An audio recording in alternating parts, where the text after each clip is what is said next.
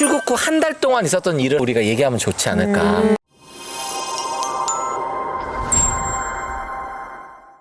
저희 학생 중에 이제 갓 미성년자 벗어난 18세 학생이 9월에 이제 파운데이션 시작했는데 너무 재밌다는 거야. 리뷰 같은 거를 써줬는데 과목 튜터들 만나고 소셜 액티비티도 이제 일주일 동안 했잖아요. 이 글 보면 왜 그런 마음이 있잖아요. 가고 싶다. 뿌듯함. 저는 네. 학생이 테니스 치고 싶은데 어떻게 가입하면 좋나요? 라고 문의를 한 거예요. 두 가지를 추천했었어요. 대학교 유니온 테니스 그쵸. 클럽, 그리고 두 번째는 그 지역 클럽. 근데 영국은 지역마다 카운실이라고 해서 주민센터에서 운동 프로그램들을 잘 해요. 학생이 카운실에 등록을 했더라고요. 되게 웰컴하고 대부분 다 로컬 사람들. 커뮤니티의 모임 같은 데 나가보면은 로컬 사람들이랑 친해질 수 있는 아주 좋은 수단인 것 같아요. 파운데이션 9월에 시작한 학생들 가장 많은 케이스가 숙소였어요. 이런 친구 있어요. 팀장님 역시 돈값을 합니다.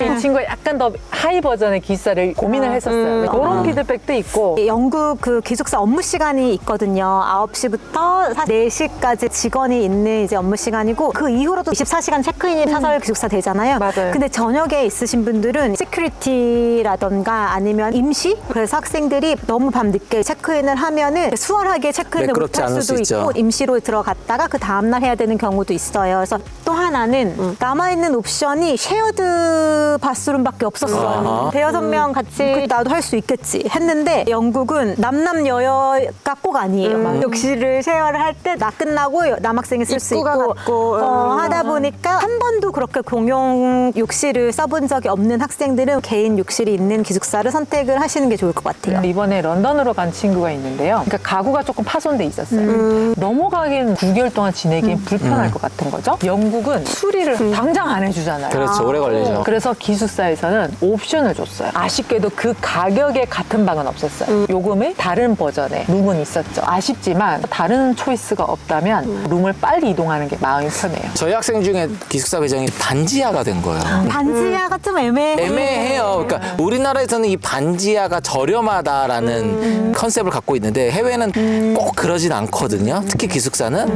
그 친구는 운이 좋게도 다시 얘기를 해서 바꾸긴 했어요. 그 런던 거닐다 보면 대학교 기숙사 되게 많잖아요. 많죠. 밑에 엄청 많아요. 근데 그게 이제 우리가 말하는 반지하잖아요. 그런데 대신 반지하인 경우 방이 좀 더 크거나 이런 경우들이 좀 있어요. 옵션에 반지하라고 써 있는 것도 아니고 가서 배정을 받는 거니까 그걸 좀 염두를 하고 가면 좋을 것 같고. 저희 학생 중에 수업을 시작을 한 거예요. 일주일 만에 연락이 왔어. A레벨 학생인데 공부가 너무 어렵다는 거야. 그래서 과외 선생님을 소개시켜줬어요. 해결책을 찾았다고 생각해요. 저는 파운데이션 학생들도 혹은 대학교 1학년 학생들도 딱 갔는데 내가 생각했던 거랑 달라. 연락을 주거나 학교에 상담을 요청을 해서 최대한 빨리 문제를 해결해야 돼요. 크리스마스 때쯤 되면은 너무 많이 가 있을 수도 있어. 지난주에 도착한 친구들 중에 항공편이 연착되는 경우도 되게 많아. 또 나이 짐이 도착을 안 해. 우리는 처음에 인덕션 때 등록을 해야 되잖아요. 다행히 그 친구는 백팩에다가 기본적인 뭐 계약서나 기숙사 계약서나 중요한 나의 아카데미 서류 IELTS 같은 것들 보관을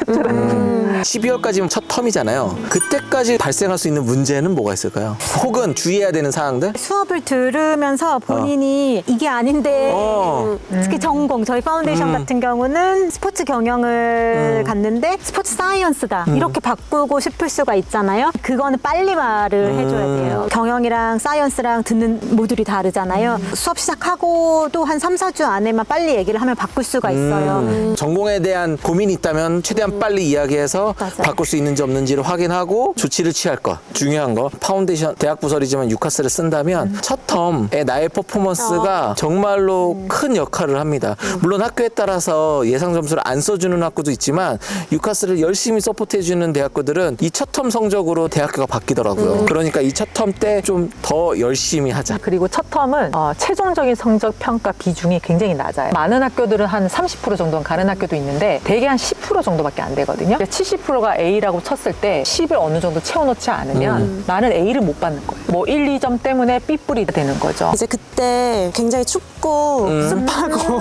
날씨가 별로 안 좋잖아요. 유럽이 9월에서 12월까지. 네. 그때 약간 멘탈 관리, 향수병 관리 잘 해야 될 것 같아요. 늘어지거나 학교 안 가거나 이러기 쉬운데 그때 첫 텀을 좀 잘 다져놔야 될 것 같아요. 첫 스텀 때 진학 조건이라든지 아니면 유카스 쓰는 센터는 유카스 어떻게 쓰는 건지 이런 거 잘 숙지해야 될 것 같아요.